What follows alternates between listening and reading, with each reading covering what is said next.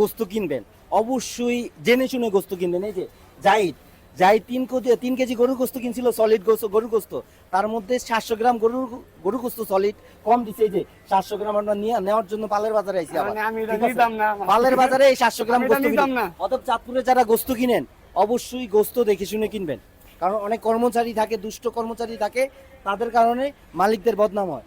অবশ্যই গোস্ত দেখে শুনে কিনবেন। চাঁদপুরে কিন্তু অহরহ কমপ্লেইন আসতেছে, অভিযোগ আসতেছে প্রত্যেকটা বাজারের থেকে।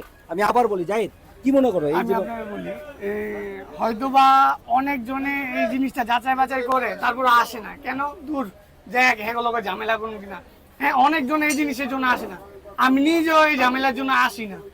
এখন আমি ওনাদের আরো দু একবার সতর্ক করছি, এই দোকান করছি, হ্যাঁ পাশের দোকান আরেকবার করছি। হ্যাঁ, মানে এরকম হয়ে যাবে বলে আমি মানে প্রশাসনে তাহলে আসতে এখন বাধ্য গোস্ত হচ্ছি। কিনতে হইলে আপনি সচেতন হয়ে কিনতে হইব, কারণ আপনি হাত দিয়ে দিব, ওনারা দিতে চাইবই ভাই, মানে কষাই জিনিস তো ওনারা চাইবো না এটি বাড়ি নিয়ে যেতে। মানে বিষয় হচ্ছে 3 কেজি পোলা 3 কেজি গোস্ত কিনছিল, মানে 3 কেজি গোস্ত ভিতরে 700 গ্রাম গোস্তই দেয় নাই, আর চর্বি দিয়া কইতেছে এটা গোস্ত দেওয়া হয়েছে। আর আমি তো নিছি একাই গোস্ত, মানে শুধু আমি গোস্ত, আমার কোনো তো সবাই সচেতন থাকবেন এবং ভিডিওটা বেশি বেশি শেয়ার করে চাঁদপুরবাসীকে সচেতন করে দিবেন। আর আপনারা যদি গরুর গোস্ত এখান থেকে কিনেন, সামনে